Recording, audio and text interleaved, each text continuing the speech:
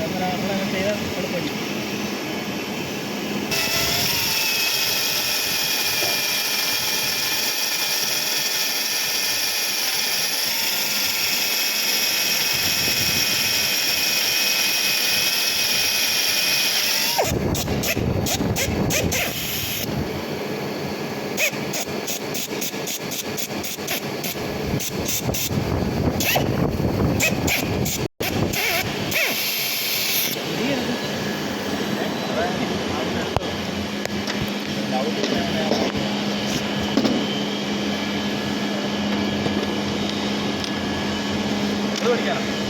അടിച്ചു ബേസിക് കിട്ടുന്നതാണ്, ഇത് ചെയ്യേണ്ടതാണ്.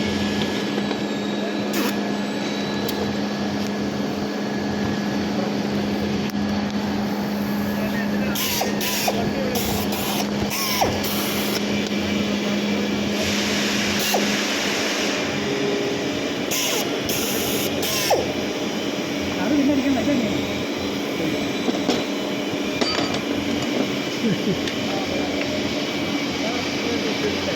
അതിൻ്റെ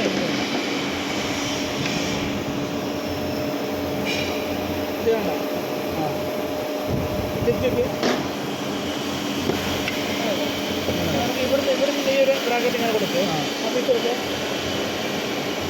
ഇവിടുന്ന് ഇങ്ങനെ കൊടുത്തിട്ട് ഇവിടുന്ന് മറ്റേ ഇവിടുന്ന് വേറെ തന്നെ കൊടുത്തു ഇവിടുന്ന് ഇങ്ങനെ പിന്നെ ഇതിന് ആ തലത്തിൽ ഇങ്ങോട്ട് ബ്രാക്കറ്റ് കൊടുത്ത് വെളിയിലോട്ട് തല്ലിപ്പൊടി നേരെ കൊടുത്തിട്ട് എല്ലാം കൂടെ അല്ലേ കുറച്ച് അവരെല്ലാം കൂടെ എടുക്കും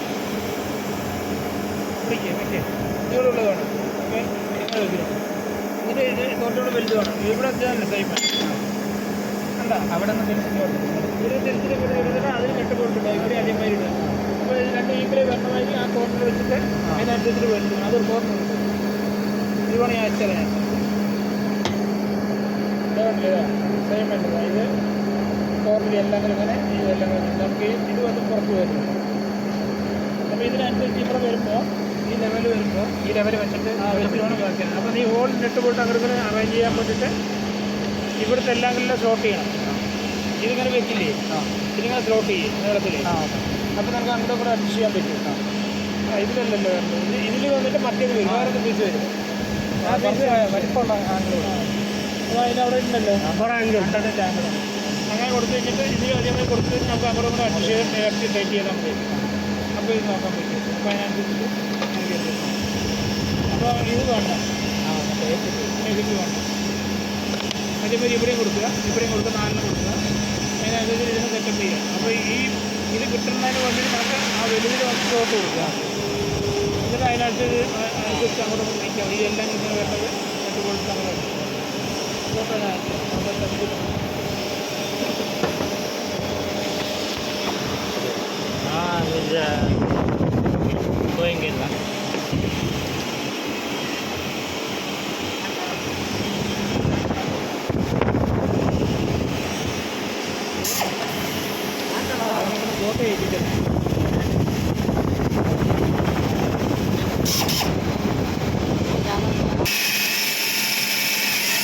इतना कैसा आ गया तो